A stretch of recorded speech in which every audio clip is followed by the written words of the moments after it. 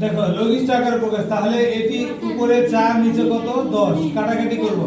যখন দেখবে যে দুটাই জোড় সংখ্যা, লব এবং হর দুটাই কি বলো তো জোড় সংখ্যা, 4 কি জোড় না বেজোড়, 10 জোড়।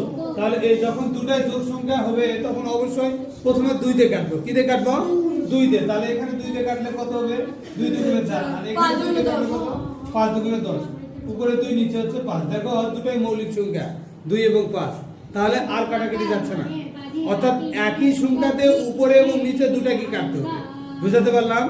একই সংখ্যাতে উপরে এবং নিচে দুটা কি কাটতে হবে। আরেকটা দেখো 12 একটা 15 একটা, তাহলে লব এবং হর দুটাই কিন্তু জোড় সংখ্যা নয়। লব এবং হর দুটাই জোড় সংখ্যা নয়। তারপর কাটতে হবে কোন সংখ্যা দিয়ে? যে সংখ্যাতে দুটা কি কাটবে। আমি যদি এটাকে 2 দিয়ে কাটি, কাটা যাবে 6 দুগুণে 12, কিন্তু 15 কে আমি 2 দিয়ে কাটতে পারবো না। 15 কি করতে পারবো না?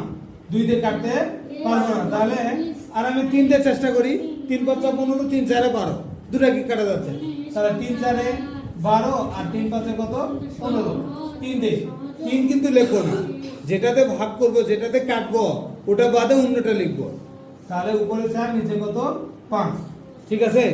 এরপরে তোমরা করো হচ্ছে এটা তোমরা করে দেখাও 9/27, এটা করে দেখো।